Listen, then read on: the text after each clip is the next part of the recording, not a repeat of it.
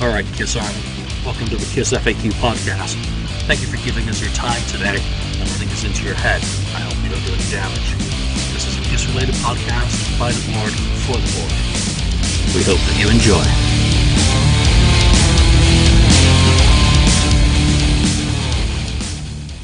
Welcome to episode 158 of the KissFAQ Podcast. I'm your host today, Julian Gill, admin on the FAQ message board, and I am joined by, from Sweden, Daniel.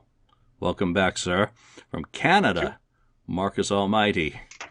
Greetings. And the voice of reason, Ken, 69th Blizzard on the board. Good to see you all again, and to actually get to participate on an episode of this show, because I've been absent. My schedule these days is very messed up, so I do apologize for leaving you guys in the lurch so much. All right, so before we get into today's topic, there are some news items that are going around. First and foremost, and I'm just going to hop back on the FAQ message board, there is a new poster magazine coming out in February of 2018, the official KISS poster book, and it's being published by Phantasm. So if you go over to the FAQ message board, I've got a link on there for their website, and it looks like it's more recent photos, obviously kind of updating something that was popular in the 1970s for today. So if that interests you, certainly do check it out. Gene Simmons Vault. People have been receiving their Vault pre-packs and getting their golden tickets and laminates, and mine, I have no idea where it is, but and listening to the full Are You Ready track, which is actually very fun. You've heard it before. It ended up kind of on album, but still neat. Very excited to hear more from that. Let's talk a little bit more about Gene. Oh yeah, and delivery of the Vault. One of the options recently mentioned is they are now willing to ship you your Vault and have you show up at your Vault experience, and they'll have a dummy one there that you can kind of hold. Well, you're not going to hold it up like that because you'll hurt your back. Like a prop. Yeah, they'll have a prop there for you to receive. For LA, doesn't work for me. It's going to arrive too far after the Vault experience, and I want to actually be listening to that on the drive back, but it'll work out for a lot of people elsewhere. So check out the GeneSimmonsVault.com website for all the new news and information about the options that have cropped up. Before we move on into today's topic, a couple more things. Gene Simmons obviously has been accused of a sexual assault or an assault of improprietous behavior of some description, and it's been making headlines all over. It's resulted in his roast via the Friars getting canceled. Some other journalists elsewhere in Australia are coming out and saying that he behaved inappropriately towards them. I don't really want to go into any of that other than to say this morning Nick Simmons was kind of hit on by a paparazzi outside a location in LA or somewhere and asked some questions about his father. And for all the discussions and threads on the FAQ, on Facebook and elsewhere, which we've had to lock some down because they've just gone in directions that are unacceptable, remembering that there is victims involved in a lot of these accusations, not specifically about Gene's, because that's undetermined. But Nick said a lot of very intelligent things, so I recommend you go over to TMZ and check out what he had to say about his father. We've got a link to it on the FAQ message board and audio, and we've shared it up on Facebook. But I think Nick has said some very intelligent things. He hasn't denigrated any accusers or anything. He hasn't blindly defended his father. So I was impressed by him and his answer and his responses, to the questions. And obviously the paparazzi was digging for dirt. He didn't get any. He got a very intelligent response, a well-measured, off-the-cuff response. So enough about Gene and all that negative stuff. Let's do some recent purchases, additions to your collection. Mark, what have you recently brought in to your home, musically or otherwise? Well, I think that this might take quite a few people by surprise, actually.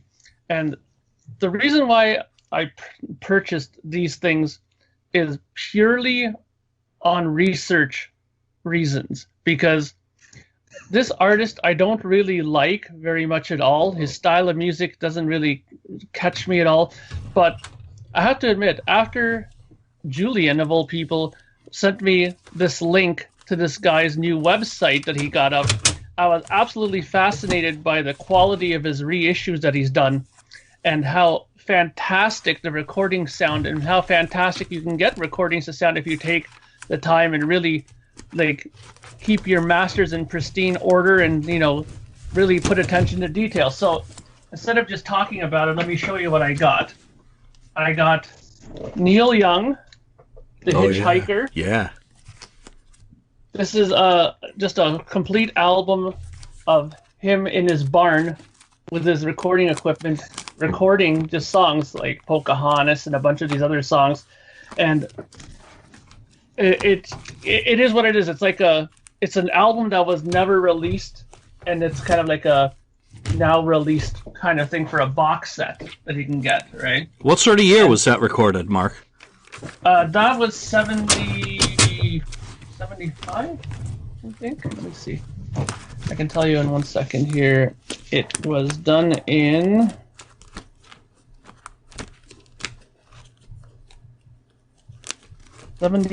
'75. Yeah,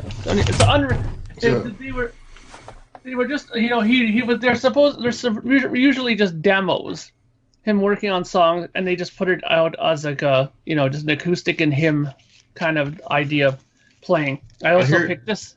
What's a? Oh, I was just gonna say on that Neil Young one, I heard they had the backup vocals on that was the Hen House 5. You ever heard of the?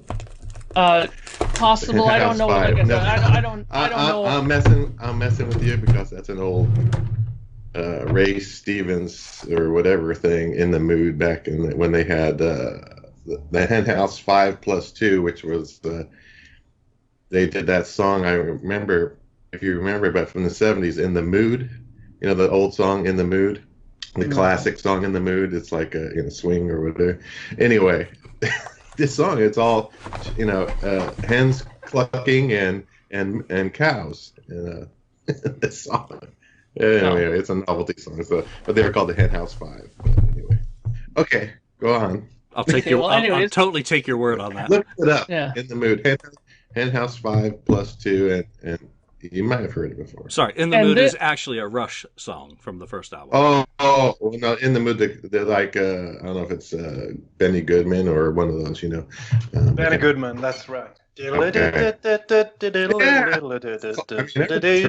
Yeah, that's a good one. Everyone. Very interesting. But... Okay, so like I was saying, this is the record actually that got me to buy it. This is Comes a Time, and this was done so well that, and I shit you not, I put this on my stereo. I was working on a few things at my desk, and when people start strumming on acoustic guitars and they just like bounce their hand against the body of the guitar and like and they do like little things like that. It sounded so good. I literally thought that he was in my family room downstairs playing it. It sounded that good. It's literally the best sounding album that I think I've ever heard, in that sense that it just literally sounded like they were down in my basement playing. It was and that, for me to say that, that's got to be something, because I'm really anal about those kinds of things, and I really listened. And I know a lot about recording technology and stuff. So for me to say that this is probably one of the best things I've ever heard, that's got to be something. And just to compare, I also went out and bought the CD, one of the CD reissue box sets that has 4 records on there from there. And because I wanted to see... Zuma, isn't it, in the bottom? Yeah. Zuma's good. And I just wanted to see if the translation of the analog tapes went over as well onto the CD end of things as it did onto the vinyl. And it sounds really, really good. It really does. But I mean, still the vinyl to me sounds superior. But I had to get it because this is total research for me. And that's my new... To all you Rush fans out there, he secretly is a Neil. Closet Neil. I wouldn't go that far, but... All right, Ken, let's move on to you. Because okay. What have you added into your collection? Well, recently? one is going to be obvious. I'll just do 2 quick ones. One is obvious, which is the Anomaly reissue, and you opened yours. Open Oh, it. yeah. Okay, I show even me. played it. Because I don't want to open mine. Good, excellent. Okay. That's a I win. played it yesterday. A couple cool things. Firstly, this thing is Sweet. it's like a translucent type swirl blue thing. I mean, it's really cool looking in person. Nice. Very nice. Yeah. So that's good. Into the Void blue swirls vinyl. Very cool. Right. It has I don't know if the original one had the, this is like Oh shit! Like Alive. like a live, right? Yeah. It's a live. So with the albums in there, and then you have this. Then there's a little commentary on another sheet where you got this here, Ace on one side, but then you have. I've seen that on another reissue. I think Yeah, so. it may have been on there. And what else? Is anything else on there? I don't think so. I think that's about it. It's two vinyl. But man, that's one of the nicest vinyls, at least printed. It just came out really good. And then I guess in sticking with that real quick is I used to have this back in the day, and I just got it. It was sealed. Recently, it wasn't recently sealed. That'd be bad. It was sealed album. Unless your name is Gore. Elvis Moody Blue. And I know Daniel had it. I'm like, you know what? I used to have that. I got to get it back in my collection. And this one was still sealed from 77. Holy shit! Nice. Very cool. So cannot go wrong with Elvis. Elvis the King. That's right, baby. So there you go. There you go. That's All right. So I obviously got some Ace Frehley stuff too. Mine came with a slip thing, a turntable thing, and I picked up the picture disc of Anomaly, which is a double. I don't know why, but it looked cool. And thank you for opening yours. A couple of other things, and these just came in yesterday, actually. And this is going to be of interest to people who are coming to the Atlanta Expo. I'm going into sales pitch here. Sorry, people. The other version of On Tour, which has the Unmasked 1984 picture of the band live in concert. That's going to actually come out on January the 1st, mass market, so everyone will be able to get that, because there were so many people asking for the book, but I'm limited to 50 copies of the makeup cover by contract. So I've made it available, and it'll only be available in January. I'm going to just keep it very limited edition because it's an expensive book for the wait. Also came in are the new editions, and these are not going to be available either. They only have a few copies of them at Atlanta, and these are the new hardcovers of the individual volumes. And these are proper hardcovers with dust jackets, but the same information contained in. So those are just a couple of new things that I've added into the collection. And come see me at Atlanta. If you're wearing a KissFAQ t-shirt, you'll get a discount. And that can be any of the KissFAQ t-shirts, whether it's the podcast or the Odyssey or the few Gap book ones that I think we sold, or even older ones. Or shit, if you come in with a white t-shirt and you've scribbled in Sharpie KissFAQ rules or sucks, if you're going to wear that in public, I'll give you a discount. All right, so we've kept Daniel waiting so long with our monologues. You guys are so much more of a nerd than I am when it comes to records, at least. I really don't buy a lot of LPs anymore. It was quite some time since I did that, so I don't have a lot to show. But the one thing that caught my attention this month was that one of my old favorite bands finally managed to find a singer. So it's not Kiss related, but one of my favorite bands from the 90s actually managed to find a singer. They put out, I guess, 10 or 20,000 tried to get the job and put in their applications, but they didn't get it. They found some other guy, and the band I'm talking about is Stone Temple Pilots. Mm-hmm. They actually brought in a new singer. So I'm really excited for that one. And there's one show out there with them performing at the Troubadour in LA, I think it was. And it sounds really good. I mean, you can never measure up to Scott Weiland, because he was simply one of the best ever, in my mind. One of the best frontmen I've ever seen. But I guess it's much like Kiss. I'd rather have Stone Temple Pilots with another singer than no Stone Temple Pilots, you know? I'd rather have Kiss with Tom and Eric than no Kiss. So I'm really looking forward to where this thing is going, and they've released one song called Meadow. Kind of good. Nothing really special, but it sounds promising. So I'm really looking forward to when Stone Temple Pilots release their new album, and I guess it's coming early 2018. Very cool. That'll be interesting to hear, especially when you get a band replacing an iconic, leader. Didn't Stone Temple have a different singer as well for a while? Yeah, but he died as well, you know. That's not looking good for the new singer. That's like being Chester from from Linkin Park was doing it for a while. yeah. That's right. Sounds like the lead singer of Stone Temple Pilots is turning into the drummer from Spinal Tap. So that's right. There we go. All right, so Daniel, going straight back to you, you came up with the idea, or you saw the idea for what we're going to discuss today. Why don't you just give everyone a quick overview of what we're going to be putting together in this episode? Well, hopefully we'll create 2 albums each, and we'll focus on the non-makeup era. We create one album, the greatest Kiss non-makeup album of all time. And the other album we'll create, one each separately, will be the worst album that you can make from the non-makeup era of Kiss. So, and I guess some songs might end up both on the greatest Kiss record and the worst. You know, maybe one of Julian's picks will end up on one of his worst pick will end up on for example Ken's greatest. So I think it will be pretty interesting. And just to put.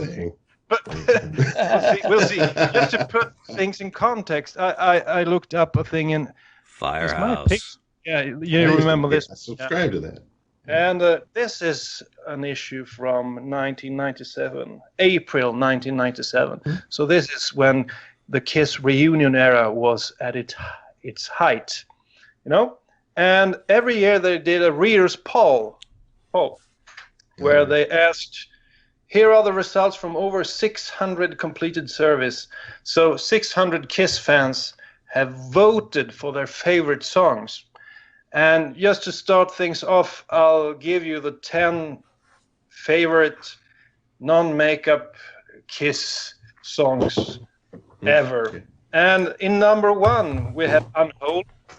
Number 2, Domino. Number 3, Heaven's on Fire. 4, Forever. 5, Take It Off. 6, I Just Want. It seems to be a lot of revenge era stuff here. Number 7, God Gave Rock and Roll to You. Number 8, Tears Are Falling. Number 9, Betrayed. That's like a... Wow. I didn't see that one coming. And number 10, Master and Slave. I guess Master and Slave wasn't even released in April 97, so I guess they've listened to the bootleg. Yeah, it's still totally drooling over the bootleg then. Yeah. So that's the top 10 songs from 1997 from the Kiss non-makeup era. So that's the whole idea. And Firehouse was Ron Roxburgh, wasn't it? Yep. Sounds right. Yeah. Okay, well, let's get into how you want to do this. You limited it to 10 songs for each of these albums. Why don't we start with the best of the Unmasked era? And this is 10 songs to create one studio album. Let's go. I split mine into side A and side B. How did you do yours? Now me, I know I did just the 10. I just listed 10. These are on my album. So. Okay, so that won't matter. I do have an order though. First, second, third, fourth. Yeah. So. All right. Well, do you want to? Do you want to do your straight through your whole? No, album? no. I think we'll do one at a time, and we'll go around the screen. So Daniel's topic. First song. What's yours, Daniel? All right. Yeah, as you all know, Kiss albums, the first song is really important, and actually they managed to release quite a few good tracks starting off albums in the 80s and the early 90s. So I picked one of them. This is from one of my absolute favorite non-makeup era Kiss albums. And I'll start off with King of the Mountain. I think the intro works well with the drums and all, and the song is just a kick-ass song. It sets the tone of my album, and one of my absolute favorite songs that never got enough attention, I think, during live performances and so on. Actually, I would like to see the Kulik brothers pull out this one when they go on tour, but you'll never know. Maybe. Yeah. Since I'm the next one on the screen, I concur. And that was my first. That side one, track one for me, one of the very best opening tracks on any Kiss album from any Kiss era for me. It just the bombastic lead into this day. It has nothing to do with me being a complete Asylum fanboy. Okay, yeah, it does. But what better way to start an album? And you know what? I would love to hear, actually, Eric Singer do the drums on that. We've heard Eric Carr. Eric Singer would, I think, give that song the due respect to kind of honor Eric Carr. And the Kulik brothers, hell yeah. Pretty much, I wouldn't care what they perform from their respective catalogs of involvement in Kiss and other bands together. It'd be very cool. So, Ken, what's your number one pick? Well, I'm going to break the trend here. My number one is going to be Exciter. Off of Lick It Up. I think that, to me, that's one of their greatest opening tracks, at least even since the 70s heyday stuff. So Exciter, it always gets me excited. It's like, it's a great song, just a fantastic song, and I never get sick of it. I just love it, when it comes on. So that's my first one. Yeah, it'll be interesting to see how much crossover we have on our favorite picks, and also which ones certain ones of us love, as Danny say, that end up on the worst albums of other participants in this show. Mark, what's your number one or your first pick for the greatest Unmasked Kisses? Well, it's going to be 3 out of 4. King of the Mountain it is for me as well, because it is by far the greatest opening song that Kiss has done. Bar none, no. I think it is the greatest opening song that they've done.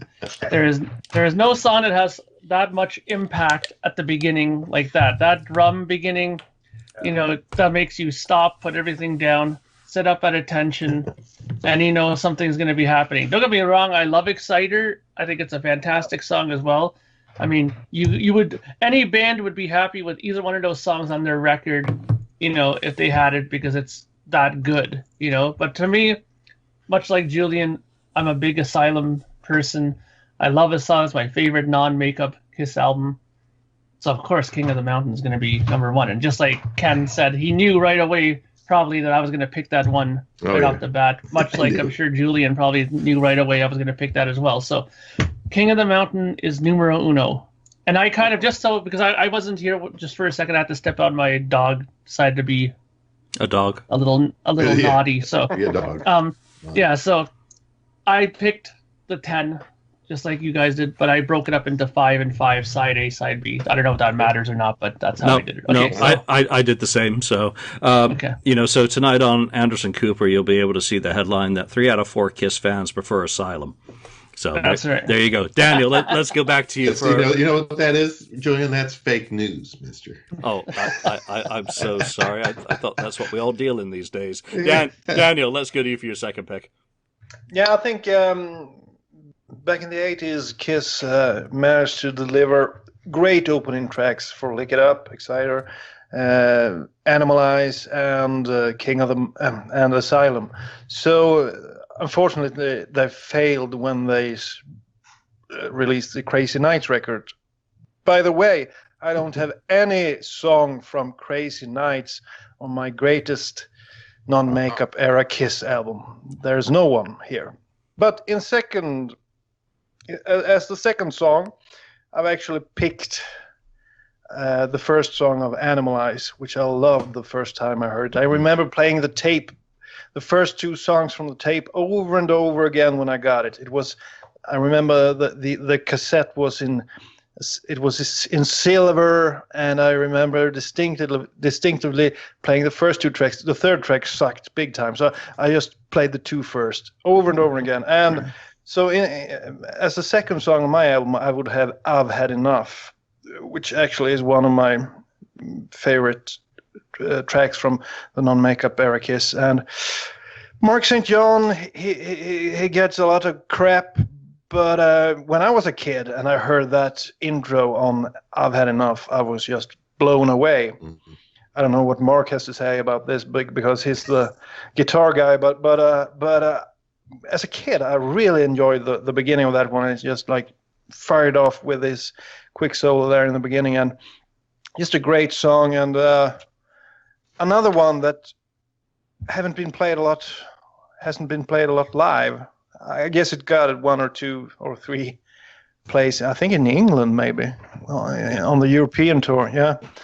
But then they stopped playing it, unfortunately. Just a great track, and what a way to start it. What a 1-2 punch. King of the Mountain and "I've Had Enough." Oh my God, what an album. Well, great pick. I loved listening to the work tapes from the Animalize sessions of him noodling around trying to do that guitar stuff on that song and other ones. Fantastic pick. Mine is one that's already been mentioned. Number 2, Exciter. I'm going for that big bombastic opening track as well. And there is, few things. I've obviously said that King of the Mountain is my favorite opening track possibly on many a Kiss album. Exciter's right up there as well. When I first heard that song, I just rewound the tape and listened to it again, a little bit like Daniel and the first 2 songs on Animalize. That was one that just blew me away with it. It's a very understated power. It's a powerful song, great musically, well balanced. It's everything that was so good about Vinnie Vincent in Kiss when he had someone kind of tempering his over-the-top tendencies. And, it's a well-written song. And, of course, Vinny doesn't play the solo on that, does he? So he's on the rest of it, that's for sure. And, listening to the rehearsals from the Lick It Up sessions, I don't see what the big fuss is, why his solo wasn't fine. It always sounded good to me. All right, so number 2 pick. I'm not going to monologue too long on it. Ken, number 2. Well, and you'll probably notice as I go through these things is I pretty much break it down back and forth, or I try to keep it Gene, Paul, Gene. I split them up pretty evenly on the album. So number 2 here is Unholy. So I got Unholy, Falling, Exciter. I think it would work somehow. I know I'm used to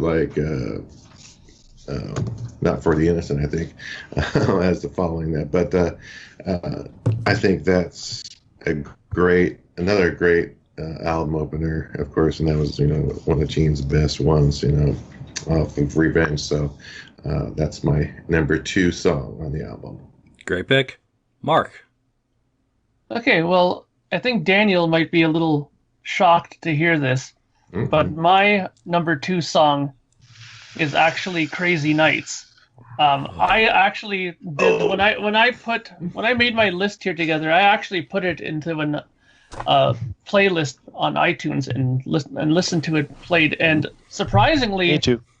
I think that "Crazy Nights" would be a good second song right after "King of the Mountain" if under the right circumstances. Now you got to keep in mind when I'm looking at this list and making my list, I'm already thinking about who would have produced it. To me, it doesn't sound like it sounds now. I know the song is written the way it is and so on, but just like how a song in the studio sounds different than when a band sometimes plays it live, it sometimes has more grit, more balls to it, and it maybe even comes out better live than it could in the studio. So I always imagine "Crazy Nights" being heavier than it actually is. Nevison really polished it up in the studio, so I envision a slightly more guitar heavier version of this on my version of this. So I put "Crazy Nights" second. I think it has the potential to be a good number 2 song, and under the right circumstances, I think it would be a great number 2 song. Okay. Daniel. I don't get that with the "Crazy Nights," but that's okay. I think it's just such a boring. I mean, Mark, you're such a guitar guy. The riff is so lame, and the solo is so 80s and everything. I'll move on. Interesting. We only have openers. Or Crazy Nights didn't open the Crazy Nights album, did it? Or did it do that? Yeah. I don't. Yeah.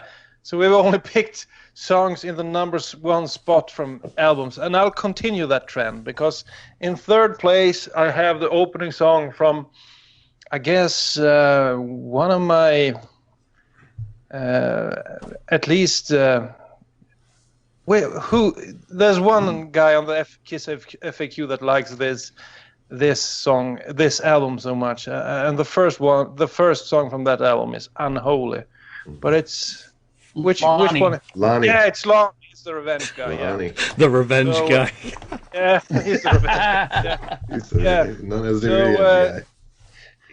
The only album from the non-makeup era that I feel that Gene Simmons really was the main guy, and this one, as we all did, watching MTV, I remember staying up late and seeing the video. So not only the song is great, but I really enjoyed the video. And you have to remember, back in '92, grunge had just started, and the hair was out, and you were supposed to look mean and a little bit depressed, or at least dangerous. And Gene managed to find a look that was absolutely right for the time. And you could be proud of Kiss once again after the fiasco of Crazy Nights and Hot in the Shade and, the soft look that they had. So I remember watching the video and feeling like, yeah, this is my band once again. I've been waiting to see this Gene, this demon Gene again. And Unholy is just such a great song. So I would have that in third place. And when you think about it, looking at your own greatest non-makeup era Kiss album, I mean, this will be the greatest Kiss record of all time. At least I feel when I look at mine. Such a great record. And in third position, Unholy. Excellent. Well, I also have Gene finally coming up to bat on a song on the best of the Unmasked era. And this one's a little bit biased by that cover that I always go gaga for, Double Virgo, and his recording of Secretly Cruel, where he kissified it more and brought it back to what the song really could have been. But it's no slouch on Asylum either. It's I think it's a decent song, and it's made the number 3 spot on my album. So with a bit of work on the production and maybe with a little bit more of saying, "Hey Gene, remember how you used to be Gene?" Like Double Virgo did with that cover. Throw it on. It's again good song to my taste. Ken. Well, my number 3 song is gonna, it's not a lead-off song this time, but it's a song I think is a great song. It should have been a single. It's from Lick It Up. It's a Million to One by Paul Stanley, and that song is just a great song, and I don't know why it wasn't released as a single. I mean, of course, Lick It Up was kind of an obvious song, but this song is just so well crafted, and he sings great on it. It's just a perfect song. So that's going on early in the album because I'm thinking it's going to be a single. That's how I look at it. Excellent. Good pick. That was one I was very tempted to have on my list, but I didn't want it to be bogged down by Paul's 1980 kind of power ballads, as much as I love them all. So I left that off mine deliberately, so I'm glad that someone's mentioned it. Mark, let's get to your next pick. Well, much like Ken, my number 3 pick is also a Million to One. And for the reason that when you kind of construct these kind of records, number 3 spot was usually the kind of bring it down to touch, and put your ballad kind of song in there, and then you bring it back up again toward the end of the side. So, I mean, there's nothing really more I could add as far as the song goes to what Ken's already said. I mean, it's a fantastic song. It was written well. Probably has Paul's best singing on that record. I think he did a great job on that. And again, the great head scratcher, why it wasn't released as a single, who knows? There were so many things that were weird and wacky during those times, but, it's a great song. And it's one that I think Kiss fans even later on would have loved to hear them do live. I don't think that'll ever happen nowadays, but it's a fantastic song, and I think it deserves to be in that position, number 3. Nice. I actually watched the live version from Paul Stanley's solo tour in 2007, and it's just fantastic. Still to that day, he could perform it really, really well. So go online and watch that one. I mean, when he holds out those tones, it sounds so amazing. Just a great song. I agree. Remains one of the high points for me on One Live Kiss, and that's obviously available as a live album download on iTunes these days if you don't want to just have the video. Daniel, we're straight back to you for your 4th pick. Yeah, try and have a sip of beer or soda or whatever you're drinking. No, pick soda. number 4. Always drinking soda, yeah. Number 4 here, kind of a boring pick now. Exciter, you've already mentioned it, but it's such a great song. And I think, Exciter with Paul on vocals back then is just great. And that's a problem with many songs from the 80s. I mean, he just sings his ass off on everyone, and there's just no way he can do them today, unfortunately. So I'm really, really hoping for the Kulick brothers to do something from the non-makeup era, because that's really the only chance we have of hearing these songs the way they are supposed to sound. So I'm hoping they're picking a few from the albums we're mentioning today, because so fantastic songs and really overlooked for such a long time, and I really miss a lot of them. And I guess Exciter will never be performed live again by any band of any big band, at least. So unfortunately, I think we've heard it for the last time live. 2.0. No. Isn't that idea really dead by now? Please no. Please no. All right, my 4th pick. I want a single that should have been bigger than it was, and I've actually managed to get something off Crazy Nights onto my list. Turn on the Night. Again, the Kulick brothers on the cruise just blew it out of the park of what this could be. It just reminds me what a great pop rock song that Paul and Diane Warren crafted together for that album. And with a bit more balls on the production, it's a great song. So, Ken, you're muted. That's it. That's a good pick. It might show up on my list somewhere, I think. Okay, so my number 4 is, what's funny is 3 of my first 4 songs are off of Lick It Up. It's just happened that way. But there's no more Lick It Up songs after that. But my 4th song is Not for the Innocent. It's just one of my favorite songs off of Lick It Up. Always has been since I first heard it. It's just the way it builds at the beginning and becomes what it is. Sure, it would be nice maybe if we had the trade-off vocal version on this special album, which could be Gene and Paul both singing it, which would have been even better. So, but that's my number 4 song. Great song, and I like what you said about the trade-off vocals. Very cool. Mark, your next pick, please, sir. Okay, well, now we're going to get into an album that nobody's really talked about yet. My number 4 pick. Now, keep in mind, before I announce what it is, my record is going to be produced by Jack Richardson. Okay, not Jack, Garth Richardson, his son. Sorry, is going to be the one who Garth there. And he's a great producer, and I think that he could bring some oomph back to some of these Kiss songs. And I think a good song right after Million to One, in the right hands, of course, would be Hide Your Heart. I think that would be a good song to put back in there. It kind of brings the tempo and the mood back up after the kind of ballady Million to One. And I've always liked this song. I mean, I know everybody has their comments about how they say, Ace's version is better or this one, and nobody ever says Lizzie Borden's is the best, that's for sure. But, I think, though, that Kiss did a great version of this. I like it personally better, only for one reason. I like Paul's vocals better than Ace's, so shoot me. And that's the reason why I think it is the superior version of the song.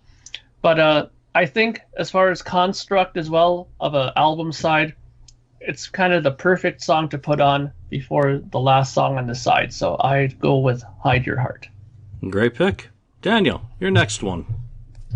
Yeah, this is actually the song that, destroyed my life and made me a metalhead for life. I never came back from listening to this one. I couldn't recover from this one because this just made my whole interest in Kiss, shoot, go full speed. I still remember back in, I think it was 85, when I listened to this on an old black cassette tape in a tent. It was Heavens on Fire. And the first time I heard it, I'm like, what the heck is this? This is the greatest thing I've ever heard. I haven't really heard a lot of stuff back then, but it's just something about the song caught me, and I've never really recovered from it. So Heavens on Fire has to be on this album. So in the number 5 spot, Heavens on Fire. Yep, Kiss has left some scars on all of their fans over the years. And my closing out side A of my album is Unholy. And I felt I had to have something from Revenge represented on here because the quality of the album, just kind of stands that if I omitted it, it would just be rather churlish. And it was a debate for me whether it was going to be Unholy or Heart of Chrome, which are, the two picks. But I think I got to throw Gene a bone because when we're talking about the best of the Unmasked era, it's really too easy to kind of bag on Gene and say that the worst songs are going to be most of, his from that period. He did have some very good songs, and once we hit the 90s, he improved tremendously, and I think he's just got the edge on this lead-off track from that album as a great way to close the first side on mine. Ken? Good pick. That was a good one, of course. My finishing song on side 1, I guess, would be, it's going to be from Asylum. It's going to be Who Wants to Be Lonely. That song it's just a great song, and of course it was a single. And I tried to stay away from the singles. Well, maybe I didn't so much actually on this list, but that one is probably one of my favorite songs on Asylum. If I'm going to listen to it, I'm going to go to that one. One of those first. That one is a key one for me. But I think it ends off my side 1 pretty good. A pretty good ending to side 1. Really good. Yeah, it's a powerful end side on an album, that song. Mark, your next one. So, up to this point, my album's been exclusively Paul singing, as most people would probably have suspected at this point. But Gene has to make an appearance, and to close off side A, Mr. Simmons will make an appearance. And I like ending off album sides with something not too long and heavy and to the point. So to me, you might not agree with this, but I think a good example of that is Hate from Carnival of Souls. I think that's one of Gene's best songs that he did in that time period. There isn't very much from that record that I really enjoy, but that song is really, really good. I've always liked it. The very first time I heard it, I was like very surprised how good it was. And it's heavy. It could have been something that could have even been on Revenged if it was, produced properly. And but I love Hate, and I think it's a good way to end side A. So Hate is my last pick, number 5, end of side A. Love Hate. Yeah. Positive message. Oxymoron. Daniel. Good to see that Carnival Souls got some love, because I don't have any song from that album, at least, but that's one of the better ones from that album. Well, my next song, I guess I'm the only one. I think I'm the only one with this song. I can't see any of you guys picking this one, but I have the same problem. I need more Gene songs, and I have trouble finding good ones. But there's one I like a lot that they played through the 80s, and to me, it's to this day one of my favorite Gene songs. At least when he goes all out, and he does the scream and everything, and it fits like a glove. I see Ken already knew it, but I knew you. Fits like a glove needs to be on this album. I mean, the energy in that song is just fantastic. And one thing that's interesting, you talked a lot about demos, Julian, and when you listen to the demo of Fits Like a Glove, you really understand how much Vinnie Vincent had to do with that song, because when Gene plays it, it's just straight chords, nothing special about it, and then add Vinnie Vincent and a few other guys, I guess. And the song becomes an instant Kiss classic, and I'll have Fits Like a Glove on my album. Yeah. Well, pretty much if you add Vinnie Vincent to anything, I think it's going to improve to a certain extent. So, side 2 of my LP, I'm leading off with Under the Gun. Again, high octane, and everything that's already been said about those first 2 songs, kind of unanimalized. I can't remember if this was the second song or not. No, it wasn't. But it was like, do I want Heaven's on Fire? And I was like, no, I want Eric Carr. And because he co-wrote it, that gave me this pick over Heaven's on Fire. And strictly for that reason. It's one of probably only 3 songs off that album that I still actually listen to regularly. So always makes me smile. Ken? All right. Well, leading off my second side is going to be a Gene song, because I've been alternating between Paul and Gene on this album. I'm leading off with Trial by Fire. I don't know why I'm leading off with Trial by Fire, but I love the song. I just think it's a good song. It's one of those, do what you want kind of thing song, and who cares what other people say kind of thing. But it's a good, catchy song. I just like it as a song in general. And I think it's one of his better songs in the 80s that Gene wrote. So, Trial by Fire. Good pick. Asylum again. Eat it, haters. Yeah. Mark. Yes. So, a lot of the times when you pick these songs, we have these connections to these songs, I find, like whether it's a good memory or a bad memory. And this song has always had a fantastic memory. I remember I've said this many times, a story about this song, so I'm not going to bother because you're already going to know what I'm talking about. But starting off side B, you have to have a great song, a strong song. And off of Crazy Nights, I put in Turn on the Night, which is my favorite song off that album. I really love it. It reminds me of California all the time when I hear it. And what better way to start off side B on the greatest non-makeup album than Turn on the Night. Good song. Can't sing its praises enough. So, Daniel, let's move on to your next pick. Yeah, it's just crazy. We all, it feels like we're picking the same songs almost all the time. But you can't stray away from this one. It was a classic, and they still perform it to some extent, at least. And I remember watching the video of this one, Paul running around, jumping volcanoes and all sort of stuff. And it's Tears Are Falling. It's just a great song. You can't stray away from that. This is a great song, and when you're talking about guitars, I think this might be my favorite guitar solo from Bruce.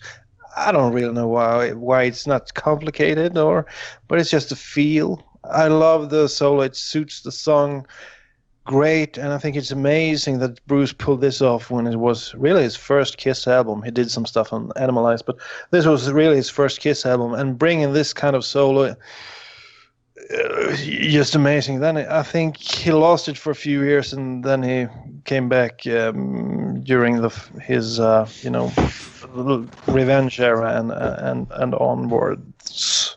So Tears Are Falling has to be on the album. Good pick.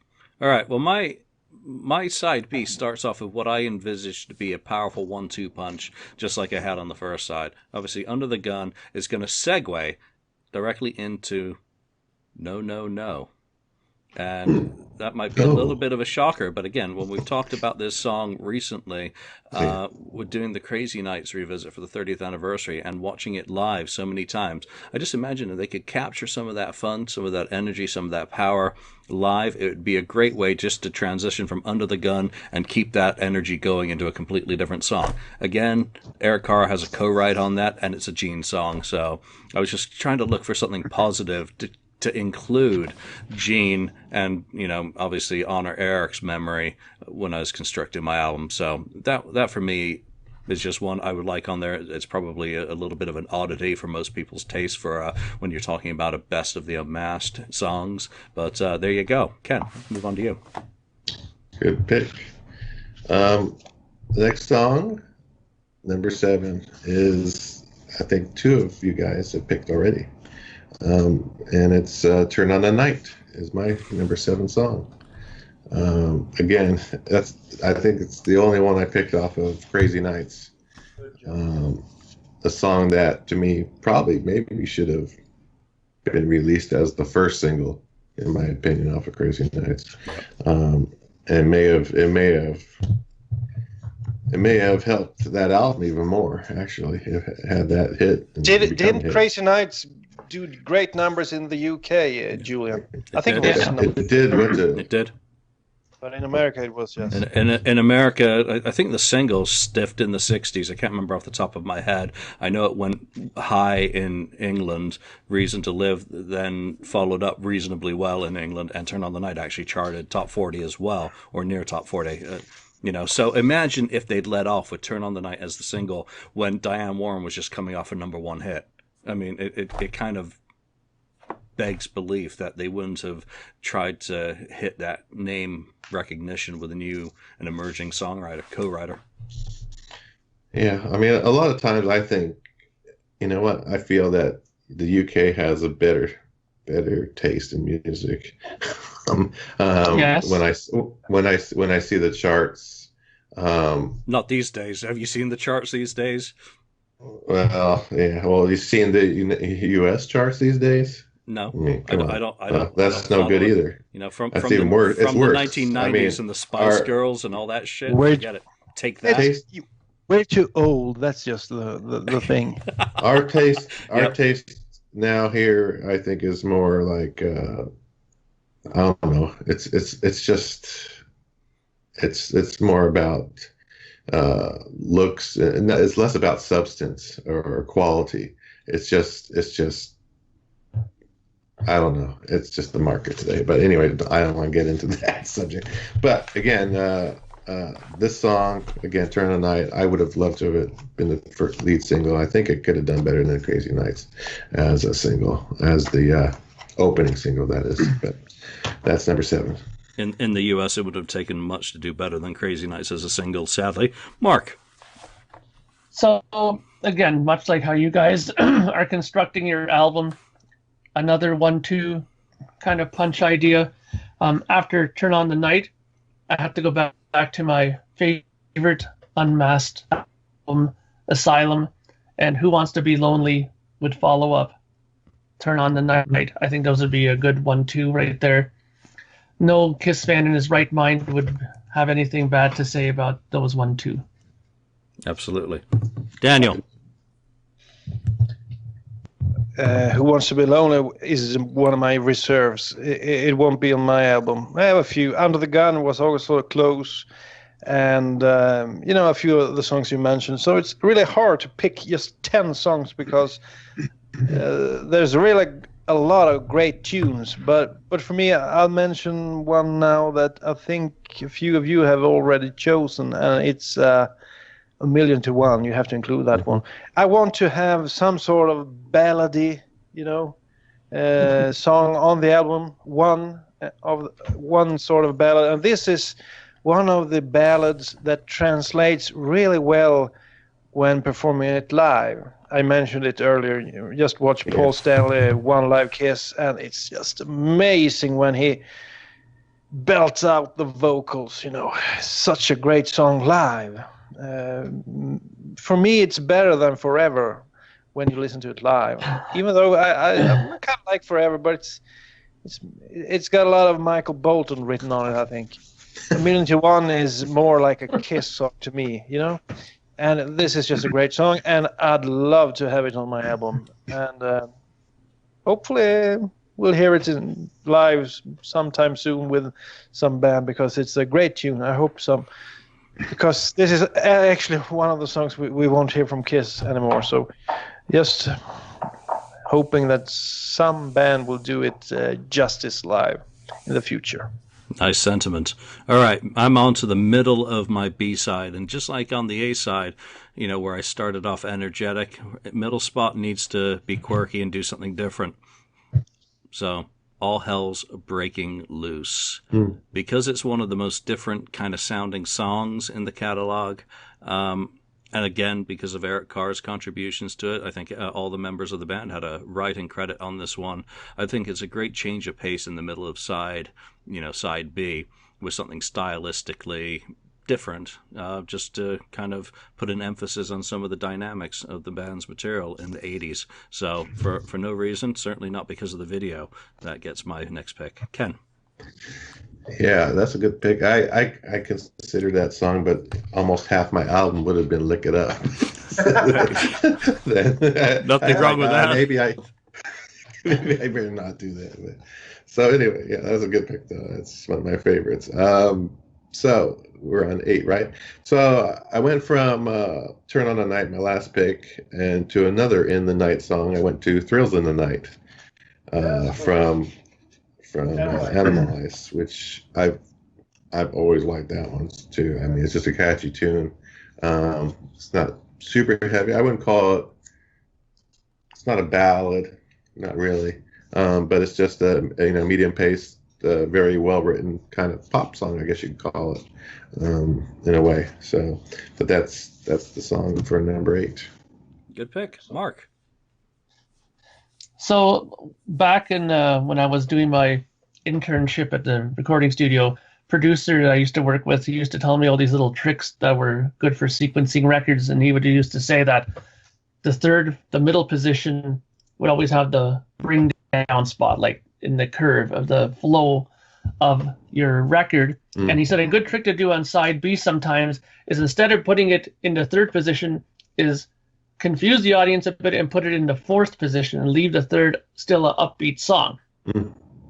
So I did that for my side B. For side B, track number 8, I think Daniel will be very pleased that I put Fits Like a Glove in that position for a song there. I think that, because I really think that's one of Gene's monumentally good song that he did back in that time period. And I mean, it was good enough that they played it a long time in the whole era. It was always in their live shows. Man. Yeah. So why not why not give it its just due? And Gene is, sort of not well represented in my album up to this point. So he deserves to be put in here, and he's number 8 on my track listing. Hornet. Yeah, nicely picked. Daniel, we're back to you then for your what is that, number 9? In my number 9 spot, I have I think at least Mark picked this one. I don't remember if anyone of the other guys did pick this one. It's my only pick from Hot in the Shade, and it's Hide Your Heart. And to me, it's just a great song. And I agree with Mark when he says Paul Stanley sings it way better than any of the other versions. And I would have actually put songs like Sword and Stone on my album, but they never recorded that one, unfortunately. At this era, 87, 89, Paul Stanley, he had some amazing vocals going, but he really didn't manage to, use them as I would have wanted him to do it, because leaving Sword and Stone off Crazy Nights is just like, I can't get it. Ron Nevison has to be like, I don't know why. Bang Bang You is better than Sword and Stone. I mean, any kid, you could put a 5-year-old listening to those songs, pick the best one. Yeah, Sword and Stone is 10 times better. So that's one of my sorrows, that song never was put on a Kiss album. So I would have used that one. But on Hot in the Shade, Hide Your Heart is by far my favorite, and I think it's just a great song, and it translated great live. If you watch, you could watch one of the two shows from Detroit, and you see how well it translates live. And it's a great song, so you have to put it on the album. Nice pick.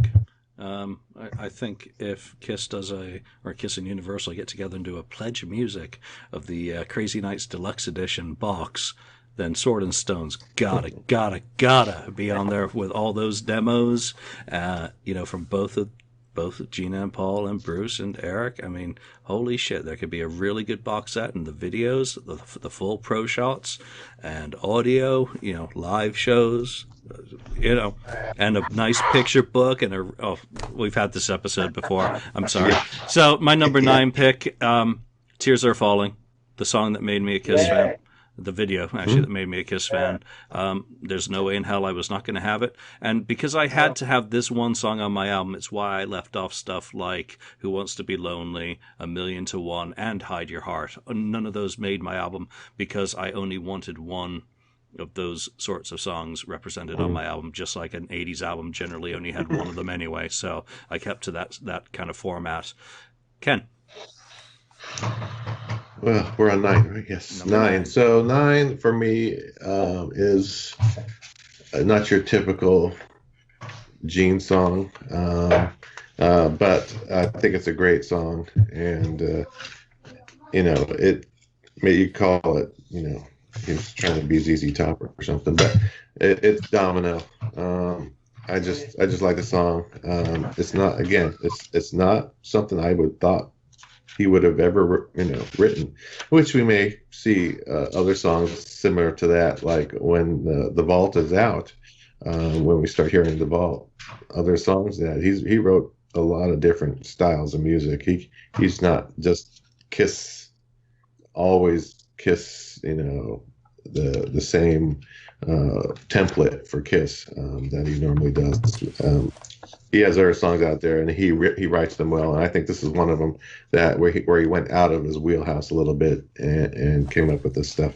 It's a great song, and that's number 9 for me. Domino, Gene Simmons, Give My Stuff to Other Bands, regret song, because obviously Nasty Nasty, right?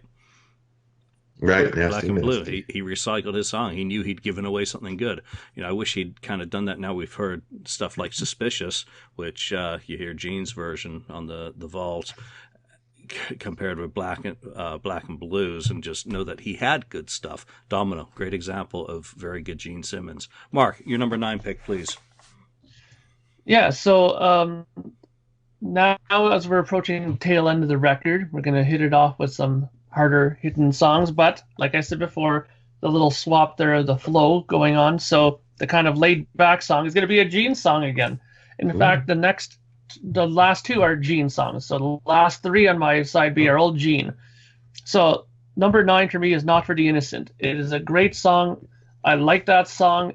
I've always thought it was very strong. I've even liked the version when they did the swapping of the vocals with Paul and Gene, but I still think that Gene kind of has the essence of it a bit better. I think I like what he has when he does it himself, and it's very Gene stylistic. So number 9, Not for the Innocent.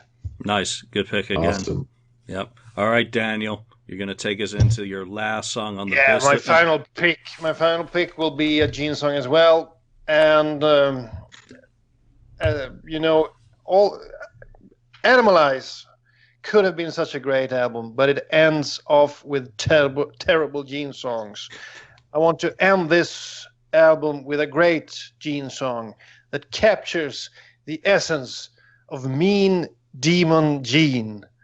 And the song to do that is actually a song of revenge, and it's Thou Shalt Not. Just listen to the lyrics in that one.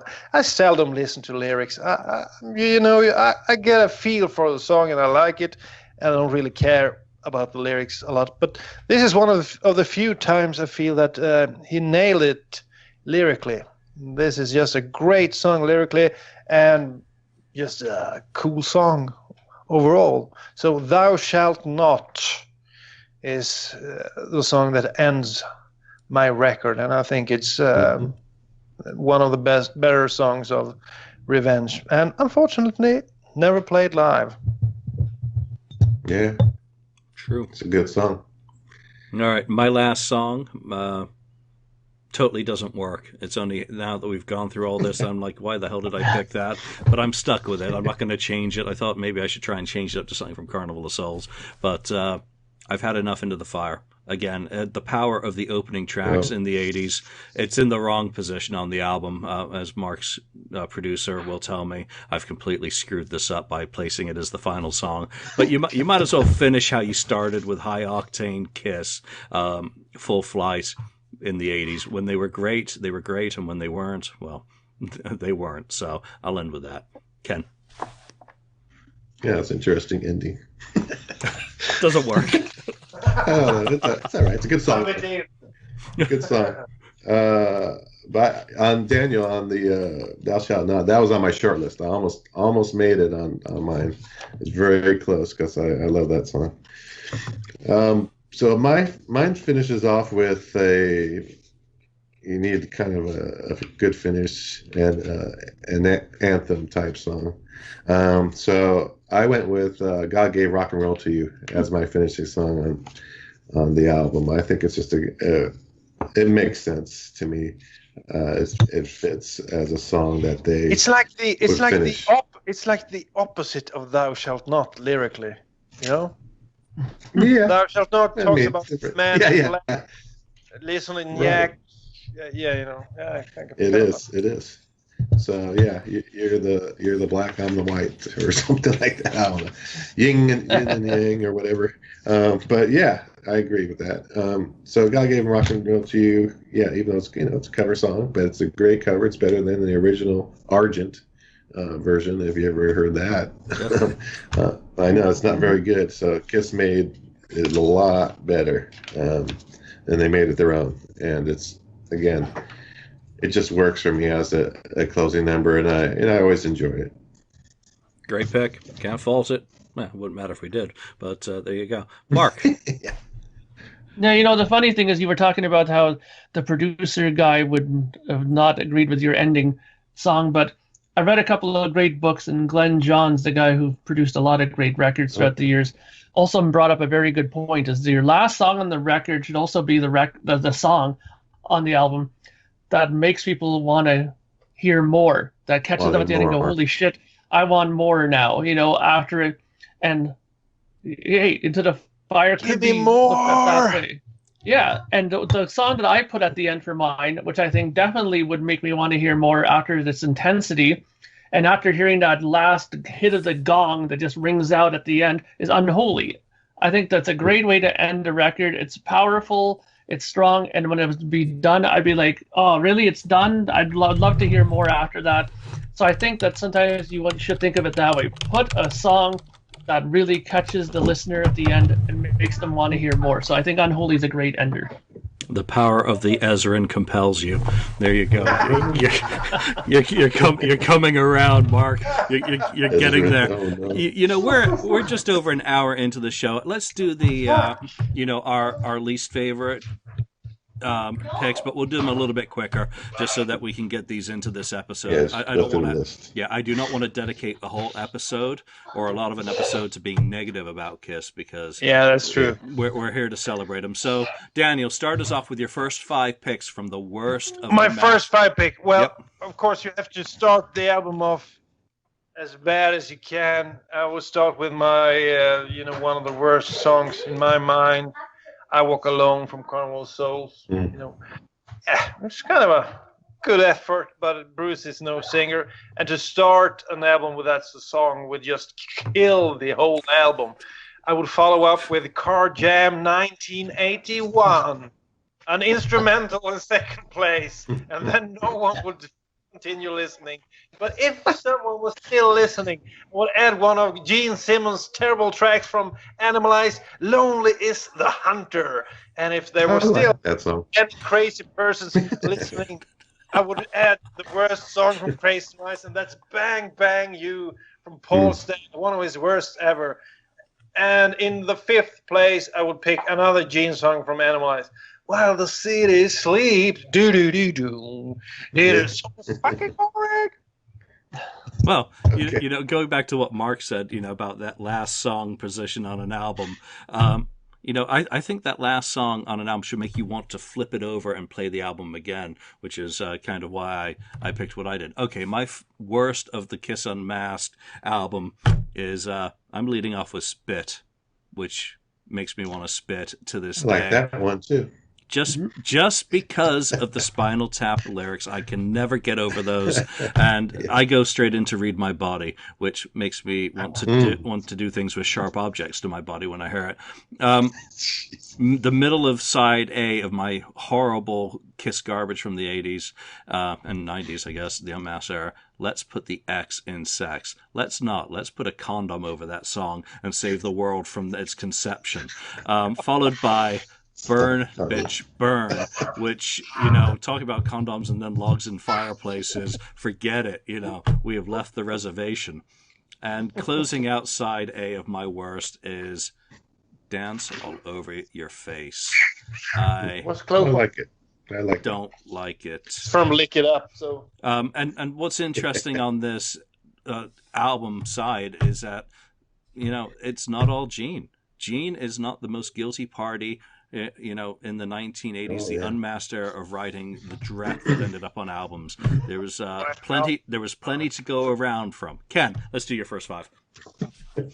Yeah, first 5, and I didn't even number these songs, so they're all in my mind. Just they don't deserve numbers. It's when you see it on a label, you don't see a number. They're just listed. They're just listed there. You know, it's like the back of a Dynasty cover. You know, you don't know what's first or second. All right, my first song is "I'm Alive," Paul Stanley song.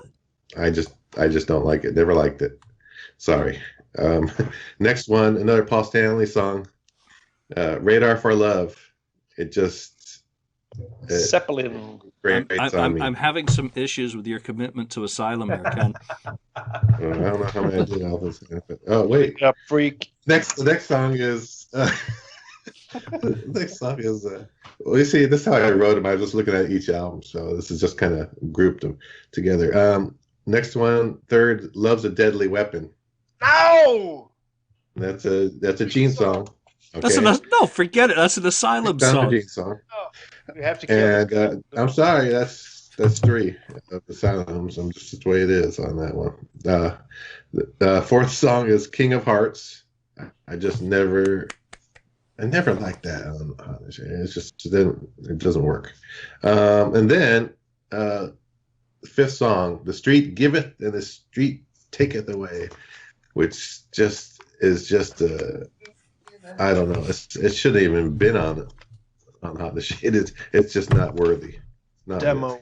worthy. Yeah. Not worthy indeed. Mark, okay, set us straight. Okay, well, so for the worst record, it would be, of course, produced by Bob Ezrin. You have to have the worst for that. So, and so my side would be starting off with "Burn, Bitch, Burn," which is by far my least favorite song. Then it would be followed by "Dance All Over Your Face," which is another song I dread. Then we would have, of course, "Read My Body," absolute trash, that song. So it would have to be in the middle position, of course. Followed up by "Spit," which is total dreck. I don't like that song at all. And to end off the side in great style and fashion, and I'm sure Bob Ezrin could make it even worse than it actually is "Let's Put the X in Sex." So basically the same freaking songs I just picked in a different order. Is that Pretty right? much. Exactly. That's amazing. You guys are right. Yeah. Oh dear. All right, Daniel, let's go to your Okay, next my 5. final 5 worst Kiss songs of all time when it comes to the non-makeup era. Well, I ended up side 1 with While the City Sleeps, but I actually think "Put the X in Sex" is okay, but "You Make Me Rock Hard," that's way worse then put the X in sex. So that starts my second side. You Make Me Rock Hard, and then we move on to Gene doing a hit song, Cadillac Dreams. Garbage. And then actually Crazy Nights enters my lists. When Your Walls Come Down. When You Walk. Such a terrible chorus. I mean, Paul was at the height of his vocals, and he makes this terrible song, terrible chorus, doesn't work. Move on to Animalize. Once again, the way Gene butchered this album, I will never forgive him for that. It could have been best album of all time, and he just sabotaged everything with Murder, High Heels, blah, blah, blah, blah. Terrible. And to round off things, I actually think, was it Julian that liked this song? But it's just a perfect ending for a terrible album. You put in Gene Simmons doing, I don't know, death metal or something. Boomerang! The worst. That's my... That's I have nothing to say about any of that. I'll get on to my next 5 picks, and that is I'll Fight Hell to Hold You. It's a great song, but it's just too damn high. It's representative of just wrong freaking way of doing it. Followed by King of Hearts, Boomerang, which is just dreck. You Love Me to Hate You, which is just so obviously, trying to beat something else. And I close with Rain, which is just Paul Stanley, an illustration of Paul Stanley writing the wrong sort of material that he shouldn't be writing. Paul Stanley writes uplifting, up-tempo, positive shit, and doing Rain is just the one song that really says, it's actually a good song, but the wrong guy doing the wrong thing in the wrong way with the wrong production is just wrong. It's like a Stone Temple Pilots song or something. It's just, it should not be done by him. Ken. All right. All right. My second side starts with You Love Me to Hate You. And I do not like that song either. The next one, which is common among us, I think, Boomerang. It's just a throwaway song, in my opinion. And then, like Daniel, You Make Me Rock Hard, that one. Yeah. And that one's, like you said, is worse than, X and Sex. X and Sex is okay, it's tolerable. But this one is trying too hard. Maybe that's what they should have called the song instead of You Make Me Rock Hard. I'm trying too hard to write a song.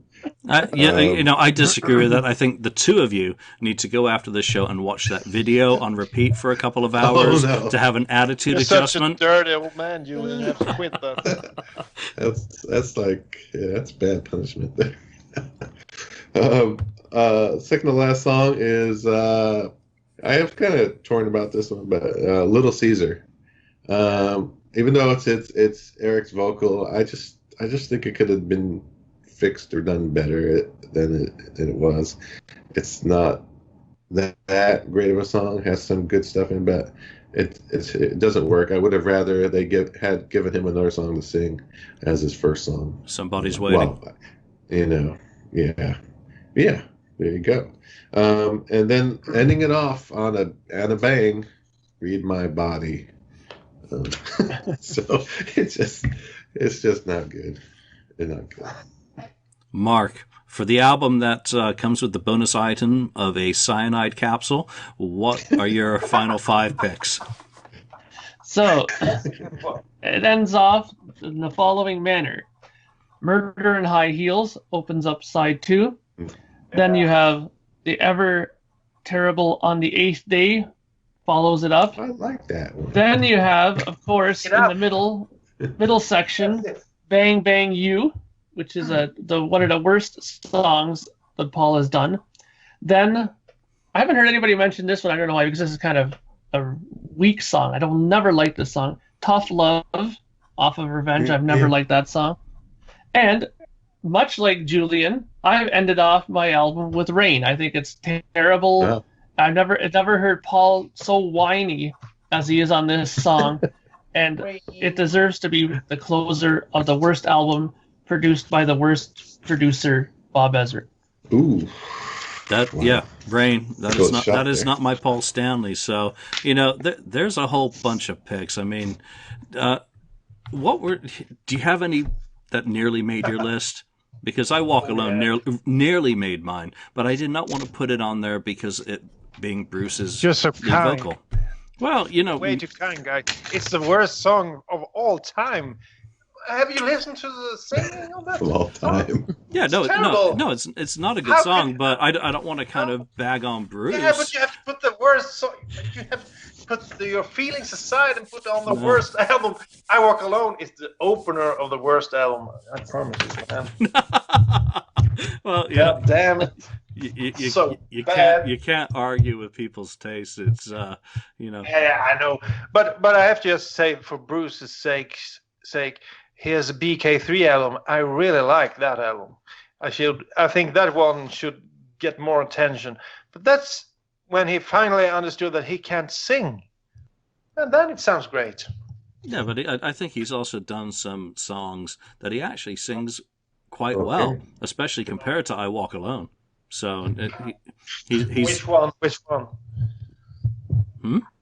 one? Say a song. I'm not even going to do it because I can't remember his freaking song titles. I don't listen. Don't even know the title. I don't listen to them enough to have them stick in my head. There's a reason why you don't. No. Oh boy. I'll dig out my copy of Transformer after this, and I'll email you a song title. How about that? All right, so let's wrap that one up. This was our episode where we wanted to dig into the best of the Unmasked, and it's not just picking our favorite top 10 Unmasked songs, because they'd be vastly different under that equation. It's make an album that is, an album that kind of works as a unit. What are your picks for the best of the from the Unmasked era that would make an album? Who would you have produce it, and would you have any different players on it as well, for that matter? And on the opposite side of that coin, what are the worst? And you got to limit yourself to 10 songs, and they have to have been on Kiss albums, so you can't have Sword and Stone as one of the best songs, even though it is one of the best songs from the 80s. And before we wrap up, I do want to just mention one thing. A couple of days ago, Larry Harris, co-founder of Casablanca Records, and one of the parties that were involved in bringing Kiss to the world, Donna Summer to the world, Parliament Funkadelic, Angel. We could go down the list of the bands that were assigned to Casablanca, who left a mark on popular culture and on the American music scene, passed away. So, condolences to his family and friends. To have been a part of something. Just think, he's at the Casbah right now partying with Neil Bogart, and that must be one hell of a party. So, Yeah. Just a sad bit of news that happened this week. Final thoughts before we wrap up? Final thoughts. I'd buy any of your albums instantly. Great albums, guys. I'd say we have 4 killers. Good albums. So we rose to it. There you go. Sorry. Yes, obviously we all did. I think it's also important, though, to say that we should probably wish everybody a very Merry Christmas, since this is our last episode before Christmas, right? Is it? You never know. I might be doing another episode tomorrow, the way things go. So Merry Christmas to everyone. Happy New Year. Next week, Hanukkah ended on Wednesday, so belated Happy Hanukkah to everyone, and whatever you celebrate. If you don't celebrate, enjoy the long weekend. And next week, hopefully, we'll be doing the quiz show episode. If those who've volunteered That'll be interesting to be on it, we'll see how that works. It'll be... Well, we should have a competition between the KissFAQ podcasters after that. Who has the best knowledge? Yeah, name a Bruce Kulick sung solo song. I think you'd suddenly find a lot of people saying, well, I don't know. I can't do it under pressure. All right, so we thank you for listening. Chime in wherever you do listen to this episode with your thoughts on what would make either of the best or the worst, or both if you so wish. We thank you for listening. We'll see you next time. So bye for now. Thank you for spending time listening to the KissFAQ podcast today. All sales are final, there are no refunds. If you'd like, look us up on Facebook or come over to the KissFAQ message board and discuss the topic we broadcast today. Don't forget to rate us on iTunes, Spreaker, or wherever you've listened to the show. We hope you'll join us again.